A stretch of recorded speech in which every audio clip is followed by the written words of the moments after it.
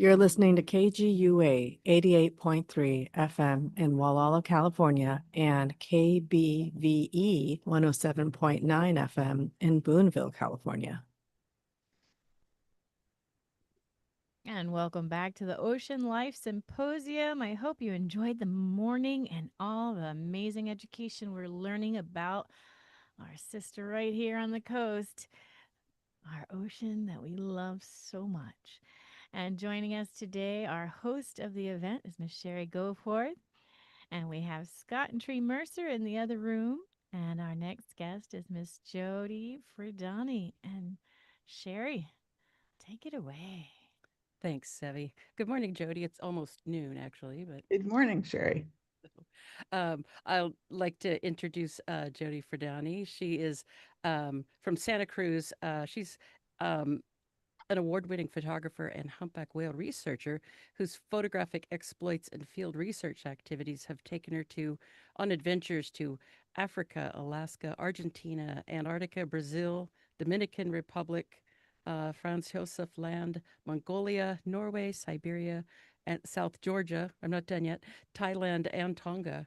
Her images have won numerous international accolades and have been recognized for excellence in multiple national and international competitions and juried exhibitions, and have been widely published, including the BBC, National Geographic, The Atlantic, and Wired. Frediani has combined her scientific and artistic interests and skills and co authored multiple scientific posters on humpback whales. She was lead author on the short communication Postmortem Attractions, Humpback Whales, Megaptera novalangliae, investigation, let's see, whoops, let me back up. Investigate carcass of a gray whale calf slain by killer whales, published in the Aquatic Mammals Journal in 2020. Since 2021, she has collaborated with the SETI team in conducting field research in Southeast Alaska on humpback whale playback studies and was co-author on a recent paper on interactive bioacoustic playback as a tool for detecting and exploring non-human intelligence, conversing with an Alaskan humpback whale. With her SETI team members, she also co-authored a second paper on humpback whales blowing bubble rings, not bubble nets, but rings akin to smoke rings. Frediani has been swimming with humpback whales for over 20 years now, photographing behavior, gathering fluke ID photos from Silverbank, the Dominican Republic. She shares the data with the North Atlantic Humpback Whale Catalog, curated by Allied Whale at the College of the Atlantic, Maine, and CEBSE in the Dominican Republic. She provides Alaska and Monterey Bay fluke ID photos to Happy Whale and Cascadia Research. She works closely with California Whale Rescue, providing photographic backup for entangled whales, and has assisted Cal Academy of Sciences and the Long Marine Lab with photographic documentation of whales injured and killed by ship strikes. Jodi is pleased to be a member of the Santa Cruz Metro One Ride at a Time partnership, promoting environmentally sustainable bus transportation while supporting conservation of the Monterey Bay National Marine Sanctuary. Her image of orca female Louise has graced one of Santa Cruz Metro's new electric buses. Jodi majored in biology at UC Davis and biology and photography at UC Santa Cruz, graduating from UCSC with a Bachelor's of Arts degree and fifth-year certificate in photography. So with that, we welcome Jodi. Thank you, Sherry. That's quite an introduction, and now people know everything about me from photography forward, and there was a whole lot that wore a lot of different hats before that. Um, Before I get started, I just want to say that it was quite interesting hearing what Howard had to say this morning, and when he talked about behavior, completely ununderstood behavior about orcas responding to orcas on the East Coast, orcas, I should say, on the West Coast responding to those on the East Coast or in Florida. And I loved Zach's comment about how he loves sharing information with whale watchers, which is where I first met him, in Maine. on the amazing things that whales can do. And so my presentation this morning is going to be about one of those. Actually, I'm going to cover a couple, but basically about one of those amazing things that humpback whales do that um, we're just learning about. And I'm going to share my screen and let's see if I can. I know sometimes when I do it the other way, it doesn't work. Have you got looks like we've got my full screen here. Yes. And hopefully you'll have the audio track that goes with it. Um, so it's going to be a little bit different than the last two presentations. As Sherry mentioned, I am a visual person, and so I've got lots of visuals in here. A lot of it is not my work. I have yet to see a whale deploy a bubble ring. I got really close when I was up in Canada for a conference last month, but just missed it. Anyways, my presentation today is entitled When Whales Seek Us Out, Humpback Whales Blow Bubble Smoke Rings. And it's based on a paper that my colleagues and I recently published in Marine Mammal Science in May of this year, entitled Humpback Whales Blow Colloidal Vortex Bubble Rings. And I'm really pleased to be able to present today on behalf of my co-authors, Dr. Fred Sharp, co-lead author, Dr. Josephine Hubbard, Doug Brine, Simon Hilborn, and Drs. Joy Reidenberg, Lawrence Doyle, and Brenda McCowan. And that paper is, we'll learn a lot about it today, but it's also available open access, and anybody can read it and look further at some of what's in it. So before I get started with bubble rings, I just wanted to kind of refresh us on some of the other strategic use that humpback whales put bubbles to use in.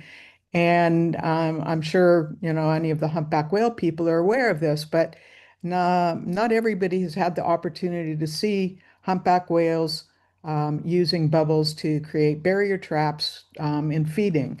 And this is well documented in the literature.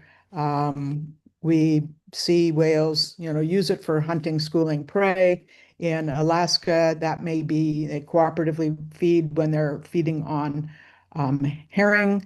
On Stoag and Bank, they cooperatively bubble net when they're feeding on sand lance.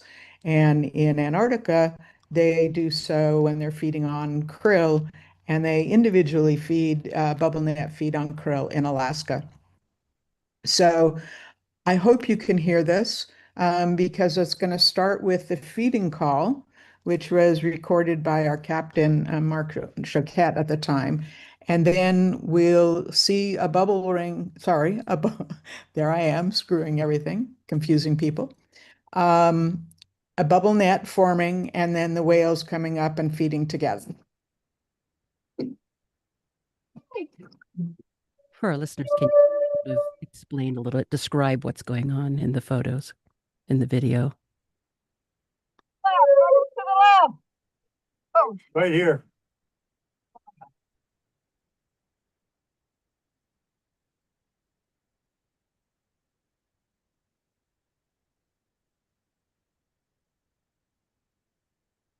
I've seen this a number of times and I seek it out, but it still strikes me as one of the more remarkable feats in nature where you get all of these whales coming together and working in consort to be able to feed themselves. And while sometimes we take this for granted, I know that Ari Friedlander and John Calamakitis have tagged whales in Monterey Bay and who are feeding, and they've been able to see, because they've got cameras on their tags, they've been able to see a whale position itself and rising towards the surface with a bait ball above it. And before it manages to grab it, a second whale comes in and knocks it out of the way. And they're thinking that perhaps this is because the anchovies that the whales are feeding on are sort of a new experience in Monterey Bay. They only started to show up en masse in around 2014 when the blob, the hot water, was stationed off the coast of California, and maybe the whales hadn't figured out how to work collaboratively yet. This next video, just to get us situated here, is of a solitary whale, also in Southeast Alaska, where the last video was shot, feeding on krill. And a recent paper by the Alaska Whale Foundation and the University of Hawaii on this particular strategy showed that the whales can manipulate the number of rotations that they make, the distance between the bubbles in the outer rotation and the inner one, and that when they use this strategy, they're able to take in 7 times more krill than without it. And they only do it, however, when the krill densities are low. Whoops. And sorry about that. And the last, I was going to run through it quickly. This is the first summer that I've seen this particular behavior, which was very exciting to observe, but basically it was not a good sign for the krill, krill production this year. And I'll just mention that this is shot in real time. You can see the whale is very methodical, releasing bubble burst after bubble, and then very slowly coming up, mouth through full, and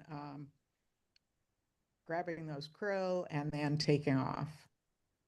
And we observed this behavior for, I would say, over an hour with whales doing this all around us, one at a time, repeatedly in this very methodical fashion. It's quite fascinating. So a second well-known use of bubbles by humpback whales, and again featured in the literature, is when males are competing to escort a female. This primarily happens on the breeding grounds, though at this time of year, we'll often begin to see the behavior on the whales who are left on the feeding grounds. And males can be very combative. And the primary escort, the one who at any given time is closest to the female, would be the one likely to use bubbles, creating bursts and trails, which are displays of ferocity, and they may create curtains to screen the female from the other males. And you can see, in the lower images there of the great force expended in blowing those bubbles. The question arises, what else is there about bubbles? And Karen Pryor, who some may know from her seminal work that she did way back, I shouldn't say seminal work, she was actually a dolphin trainer, but it turned into seminal work under Dr. Ken Norris in Hawaii. And she was using operant conditioning to work with these dolphins and had some amazing stories to tell, which I won't go into today. But she said patterns of bubble production in cetaceans constitute a mode of communication not available to terrestrial mammals. And I think we can probably all agree that we haven't gone out of our way to use bubbles to communicate to fellow humans. The top 3 photos there, photos I've taken on the breeding grounds of a courting pair. The male below is releasing a fine mist, a female positioned above. And Megan Jones et al. Recently published a paper on the same phenomenon, outlining an individual case where the female positioned her mammary genital area over the bubbles being released by the male. I think it's part of courting, of course. The photo on the left of a female mother with her calf is releasing a very thin stream of bubbles, which rise right up to the surface. And I have friends who say, oh, well, she's just got some kind of a blockage in her blowhole. But I've seen this with multiple females. I've seen it on Silverbank, on the Dominican Republic, and in Tonga. I have a tendency to think that maybe there's a form of communication to the calf. We don't know this yet. The middle photo, again, is a primary escort, a male in a competitive group, blowing very robust bubble trail at the surface. And the image on the right is a whale beneath me as I'm just snorkeling but resting at the surface, releasing bubbles below me. So in our paper, as we started with that one individual whale, and that's the image on the left on the top. And as we started to work on this paper, We uncovered 11 whales and 12 episodes where they blew bubble rings. These occurred in 2 different oceans, breeding grounds and feeding grounds. 9 of those episodes, the whales actually approached people before they released the bubble rings. And 2 of them, you can see the upper right and then in the middle row towards the left, they blew bubble rings inside of bubble nets. And then one whale blew the ring beneath swimmers who were just resting at the surface. So, since I'm guessing that most of you haven't seen bubble rings, I'm going to show a video here with clips of 3 different whales blowing bubble rings for as approaching boats. And before I do that, I'm going to ask, were you guys able to hear the feeding call previously? Okay, good, because the human response here is as important, I think, as the what the whales are doing. Oh, he's blowing bubbles! It's here, it's here. Whale number 2. Oh, And those are researchers, not whale divers. very. Whale number 3.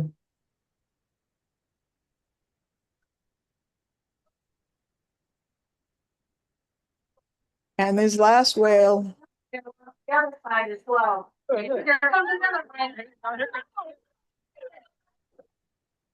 beautiful quality ring.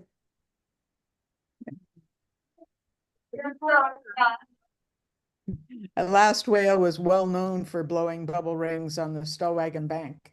And we saw Hawaii, the first 2, and then Stellwagen off the coast of Massachusetts. So I'm going to show another clip here of a whale blowing a bubble ring on the left between a boat and swimmers. And I'm sure this was shot with probably a GoPro, so it's wide angle, so the whale is much closer to the boat and the swimmer, of course, on this side. And then you've got another whale who's approached somebody in Perrine in Hawaii, and one more where you actually get to see the whale deliberately approaching the swimmer and releasing a ring, not as good quality, beneath the swimmer on the Silver Bank in the Dominican Republic.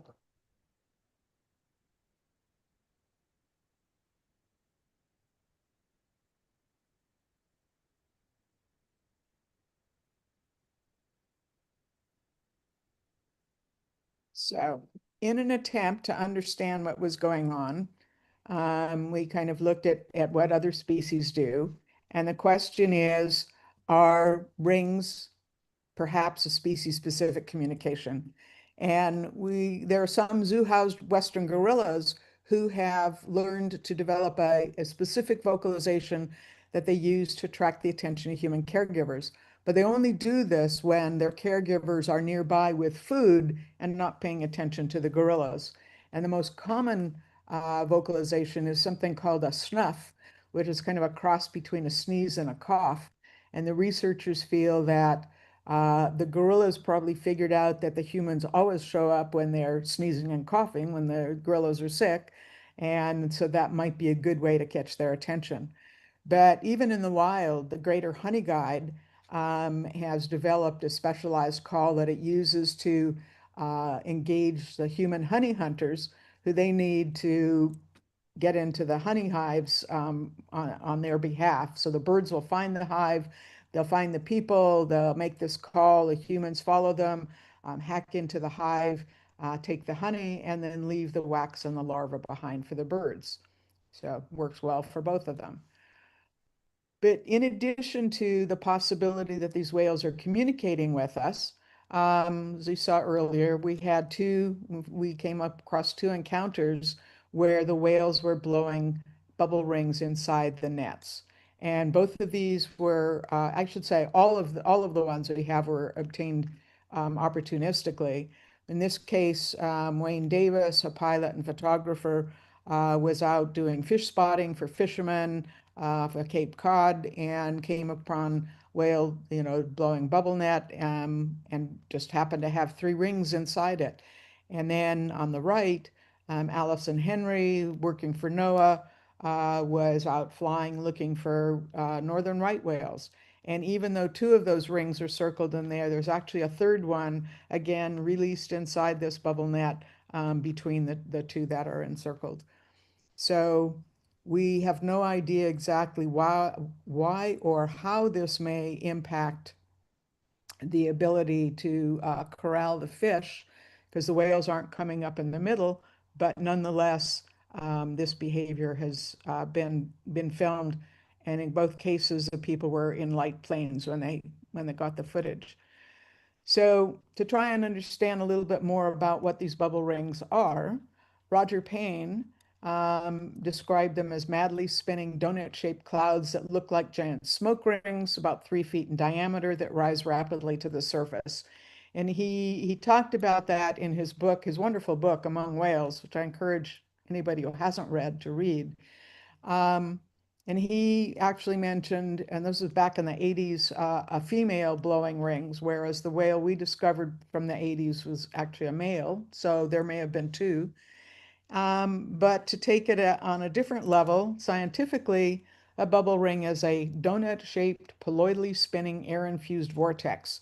And if you look at that illustration on the bottom, that orange donut, the red arrows indicate the colloidal rotation up through the middle of the donut, and the blue arrow is the toroidal rotation going around, and it's the colloidal motion that we see. And we want to do a little deeper dive. Water pressure for those who like physics, water pressure increases with depth, so the bottom of the bubble experiences a higher pressure than the top does, and that pressure from below overcomes the surface tension. The sphere, it punches a hole in the center to create the donut shape. So how do the whales do this? And we'll see a little later dolphins with bubble rings, but not actually blowing them because I don't have that footage. But the humpbacks, we were able to confirm from a couple of the episodes, were creating the bubble rings from their blowholes, and they were releasing them from a single nostril or nair. And we've learned from our good friend Joy Reidenberg, who is a wonderful anatomist, a little bit more about the humpback whale respiratory tract. They can retain air and water in the nasal lumina, which is number one up there. And whenever we see a vigorous blow from a humpback whale, much of that spray is actually perhaps retained seawater. And they also have nasal plugs, which you see in yellow there, which seal and protect the lower respiratory tract. And they may forcefully expel air water, but the mechanism is currently unknown. And part of that is because the only way we're even able to learn about the anatomy of whales is through dead whales, and hard to know how they actually, I mean, Joy does a brilliant job of trying to understand how it all functions. So it'll probably be a little harder to hear the audio because it's not very strong in this clip, but I just wanted to show a little demonstration from Kat Cushionen, who is one of our guides out on the Silver Bank, where I've been swimming with humpback whales for many years. And she's a record holder free diver in the UK, and she's brilliant at blowing bubble rings. And here's some of the key things she talks about. She needs to be at least 6 meters or 18 feet deep in order to do it. I don't know how to spell the sound that she makes when she demonstrates it, but it's something like, and the tip of the tongue's poked out, and then the tongue is retracted as her head pops back, and there's a forceful expulsion of air. So we'll watch that. What you want to do is the noise you're making, you go, but at the same time you're pulling your tongue back and your head back. So, and you want to be horizontally the watercolor, your whole body. So And it helps if you're like 50 feet down too. No, I'm joking. 6 meters with 6 meters. what's that? 36, 18, 18, 20. 20 feet is like where I blow my Yeah. best bubble in. No, I'm joking. So you want to be like, and then so you basically go, Yeah. and online.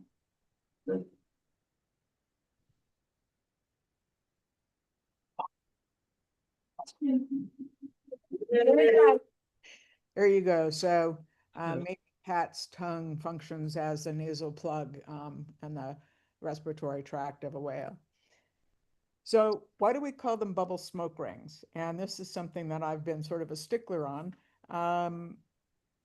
for several reasons. One is that they differ from the clear rings, which are produced by dolphins and humans, and those are created from a single air bubble. They're different from bubble nets, which you saw are a spiral series of bubble bursts, which are often referred to, even in a scientific paper, as concentric rings. And I know that invariably when I mention to people that I'm, working on studying bubble rings, they go, oh, yes, yes, we know about that, when in fact they are thinking of bubble nets. And also, the rings that humpback whales blow are filled with a multitude of small bubbles, which gives them a smoky appearance. And I like to honor Roger Payne, icon of the humpback whale world, and brought humpback song to the world at large. And he referred to them as bubble smoke rings in his book. So in order to do this, create this paper, we gathered field observations, which are all made opportunistically. Again, citizen science play a role, researchers, naturalists. We reached out, initially, my colleague Fred Sharp found a video online of this whale from 1988 who blew these amazing bubble rings. And as we began to talk to people, Kat knew 2 people who had seen bubble rings, one in Tonga, one on Dominican Republic, and the word got around, and then other people, approached us, and sometimes we found them ourselves online. Fred and I interviewed all of the people who provided us with their data. We analyzed the video footage and photos, and then where there was fluke ID, we submitted them to the appropriate catalogs. We were able to come up with catalog ID numbers, whale names if they had names, and age and sex if it was known. And we're not going to go into detail on this, but we put together a table, the dates, where it happened, names if there were names, and the rest of the information, including what we thought was going on when they released the rings. So additionally, we documented the accessory behaviors, including diversity of behaviors, voluntary approach, spy hopping, flippering or peck slapping, depending on which coast you live on, tail movements, which are generally gentle, the blows, the duration of the episode, the distance, and even to the boats and swimmers, and then we looked for feeding behaviors and agonistic behaviors. And again, we created another table where we gathered this together, including the orientation of the whales to both the boats or the people.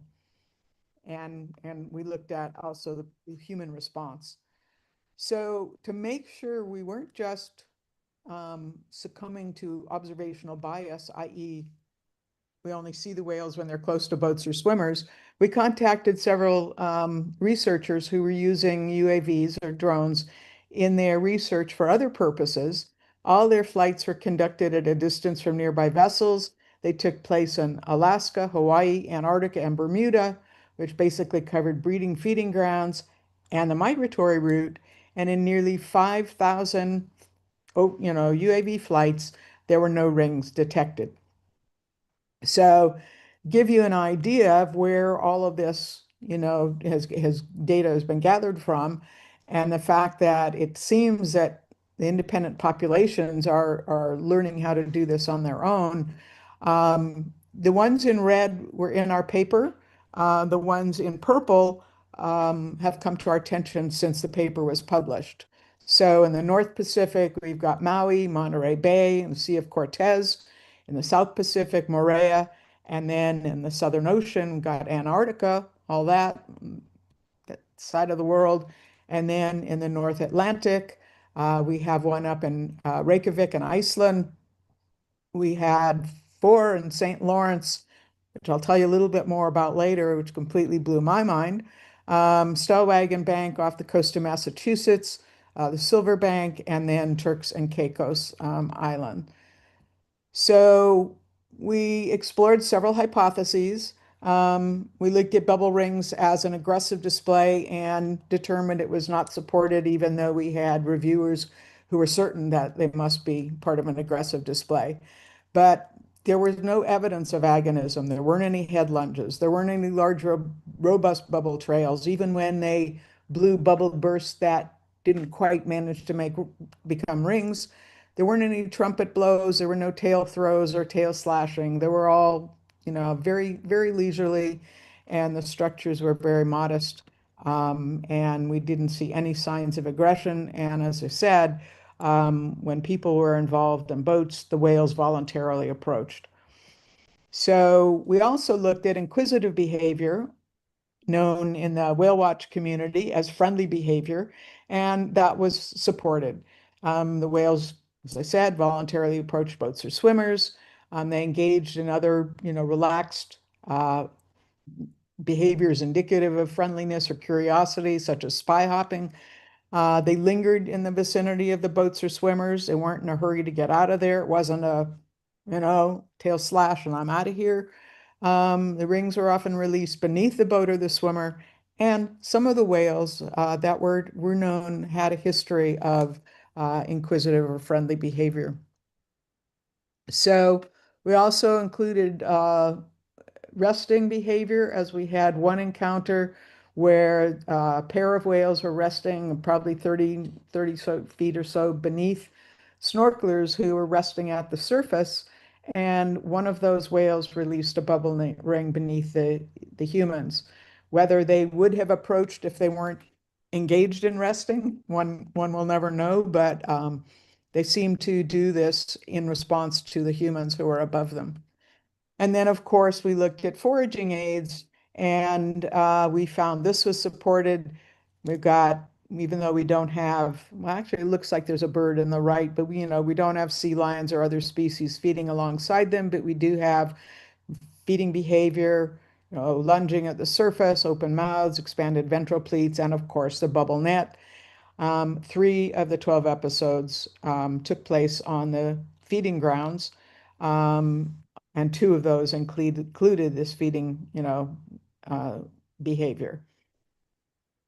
And we didn't include this in the paper, but it played a role when we began researching this, because the first whale that we learned about who did this did engage in what appeared to be play behavior. So I'm going to show this video of dolphins who are incredibly clever.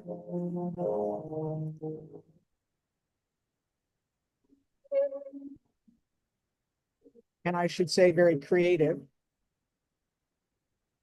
These are all rings that they created themselves.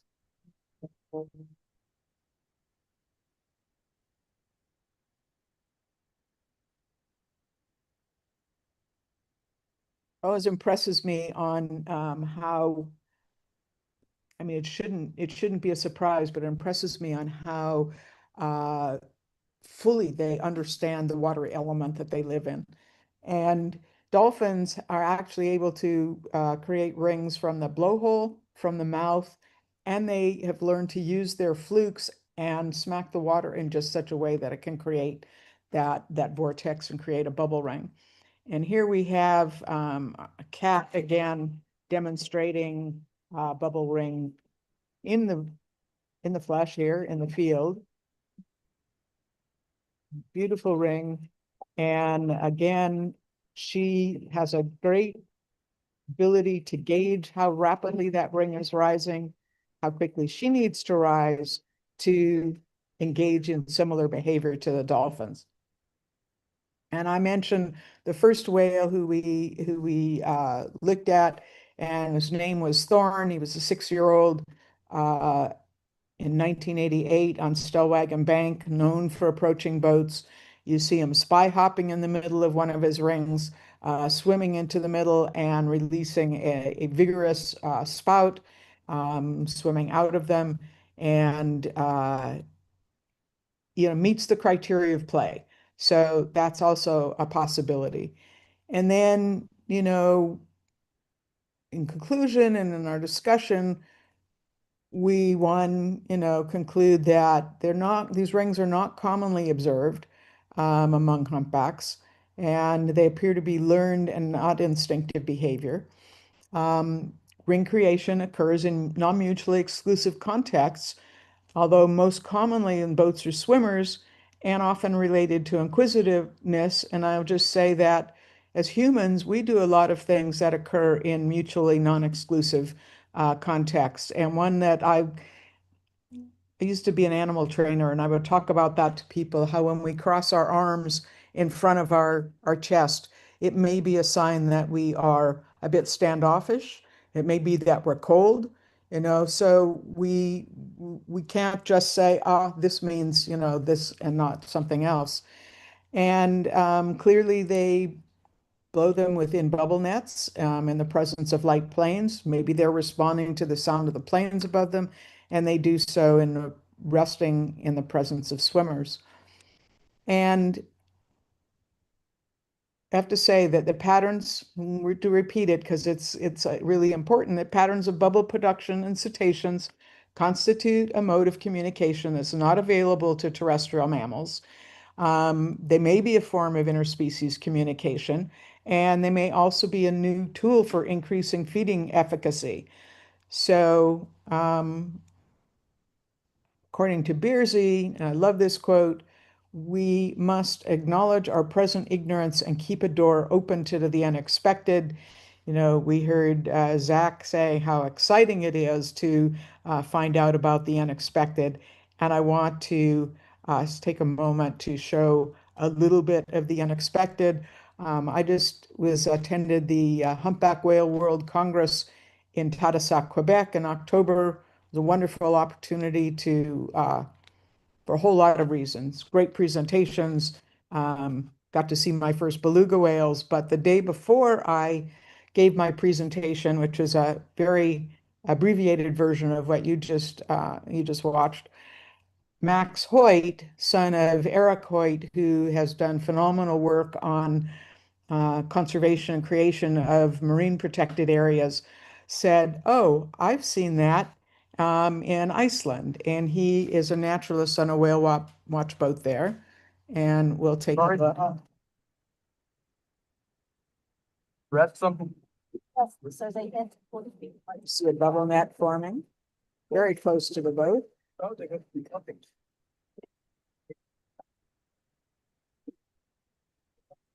Behind you, Odin. There's the bubble. So in this case, it's very different than the other situations that we've seen so far. And I'm going to sort of stick my neck, you don't stick your neck on a limb. I'm going to stick my neck out here or go out on a limb and say that this looks like what we call an aborted bubble net. And those have been observed in Alaska and probably other places where for some reason the whales don't complete the whole feeding activity. I've heard it said maybe it's because somebody screwed up. Maybe it's because there wasn't a high enough density of the prey species. Whatever the reason, in this case, the whales created part of a bubble net, and then as it approached, looked like it was the net blower approached the boat, which looked like it was stationary in the water, released a bubble ring, and then they took off. And I'm going to give you one more example because this is the unexpected in even other ways. While I was in Quebec on the St. Lawrence River there, we got to see fin whales and minke whales and belugas. And the photos on the left are taken, they were provided to me, it was from a video, and I have no idea how to get a video out of Facebook and into PowerPoint. So I've just got some screen grabs here. It's the same, appears to be the same whale as in the video I'm going to show you on the right. And you can see that that whale is feeding, and just before it lunges, which is maybe what the whales had intended to do in that last video, the whale releases a bubble burst and then a bubble ring, and then comes up and lunges. And we'll see the whale has just lunged in the video there, and then blows a bubble ring after. If I can, I'm going to try and play that again. That's the whale. It's upside down. It's just got a mouthful. Its ventral pleats are extended, and now it's created a bubble ring. So we have our work cut out for us. Next steps, we'd like to solicit additional observations. So far, we have 11 new ring sightings since the paper was published.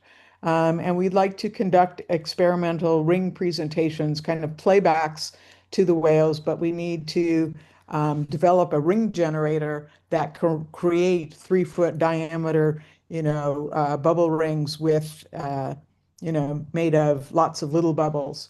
And then we will continue to explore the meaning and see if we can, understand what's going on in the minds of the whales. Are they attempting to communicate with us? And if so, what might that communication be? Are they enjoying the human response? You heard in some of that earlier video, it's like everybody's screaming when this happens. Is it a play prompt? And there's a whole bunch of literature on play and play prompts, and anybody who knows dogs who do the play bow, it's like that's an invitation. And could it also be an improved feeding technique? And if so, can we understand that? So with that, I want to thank um, all of those who provided their data, those who helped review the manuscript in its various forms, and the Templeton World Charity Foundation who provided funding. And I'm going to make a quick shift here, just to put in a plug for a book.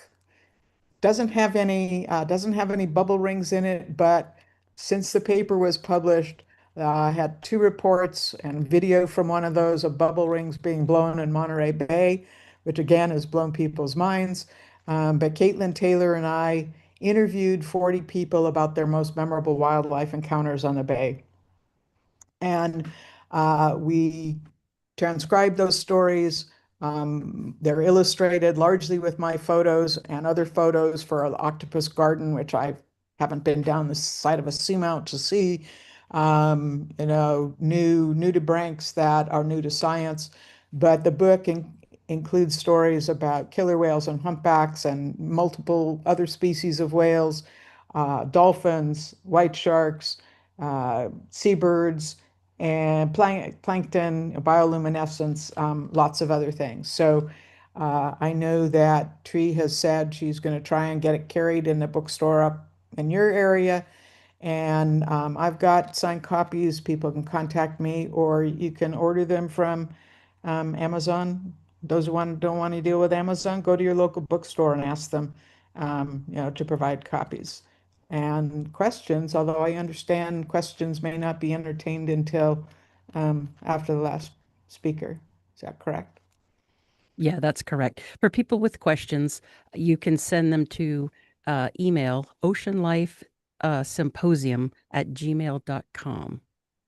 And we'll direct those to the different presenters and whatnot. We still have a few minutes, like about 5 minutes. But Jodi, you also co-authored, I believe, a paper about a playback. In this case, it was a vocal playback. Could you just spend just a couple minutes telling us about that research paper? Sure. That was a really fascinating experience for me, certainly, and I think for my colleagues.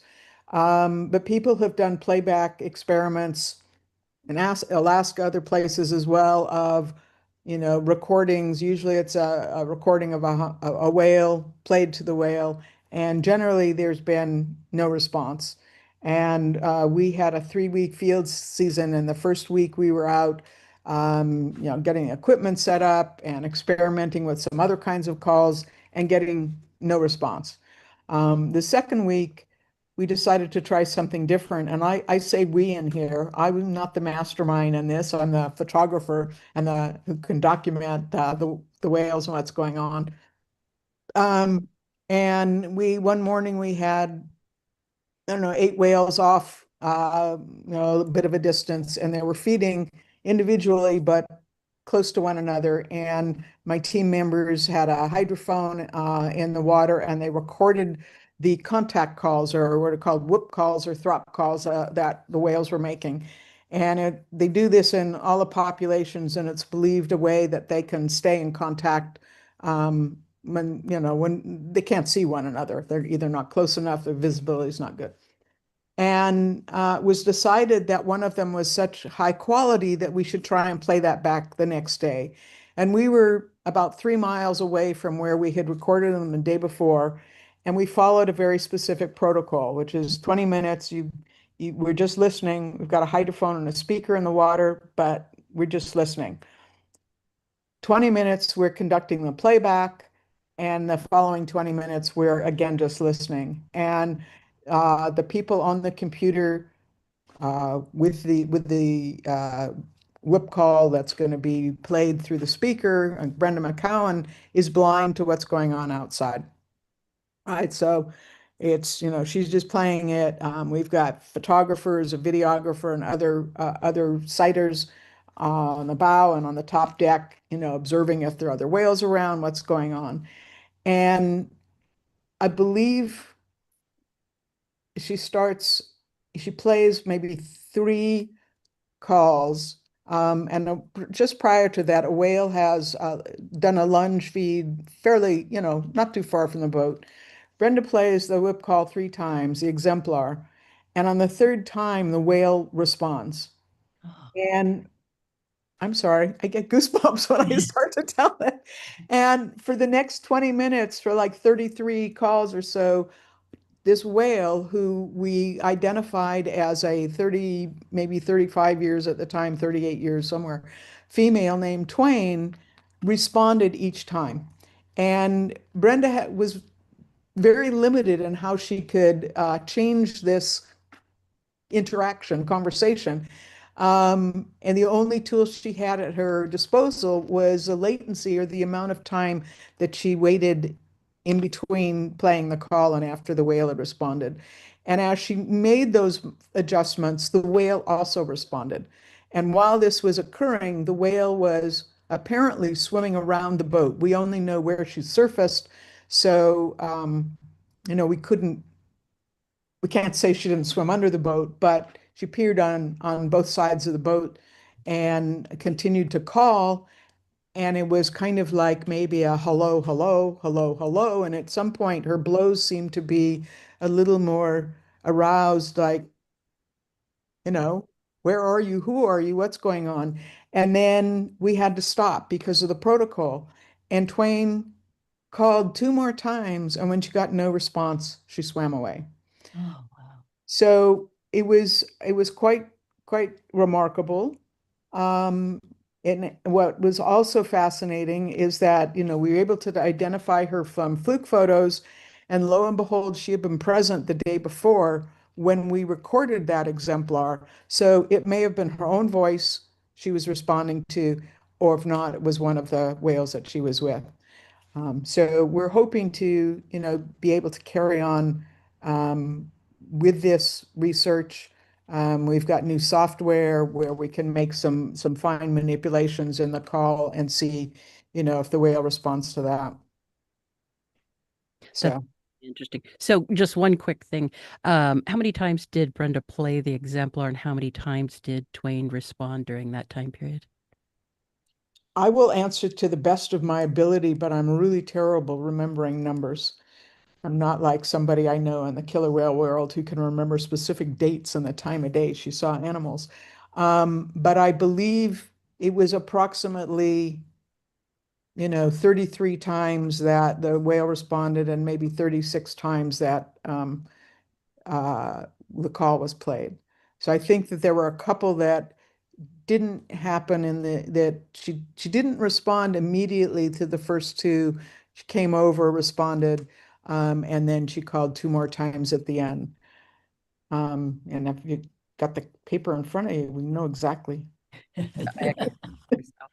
Jodi, thank you so much. We'd like to thank you for, spending your time with us and just sharing your extensive experience with the humpback whale behavior, as well as your expertise and contributions to photo documentation and cetaceans in general. Thanks again. Thank you, and thank you for the invitation.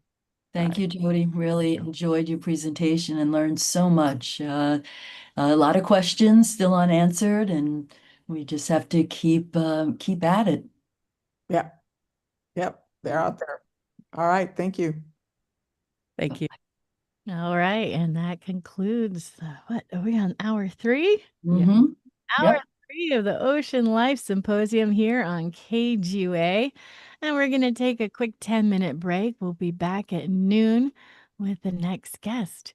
And thanks for tuning in and spending your time with us. Just a reminder, you can check us out live to see the presentations on YouTube at KGUA. You can Google that and go to the page, and it is, I think it says public media. KGUA Public Media Station is the full term, and you'll see the live link, and you can just join us that way. We're also 88.3 here in Gualala and 107.9 on the 101 corridor out of Boonville from Santa Rosa to Ukiah. Or you can stream us live by going to kgua.org.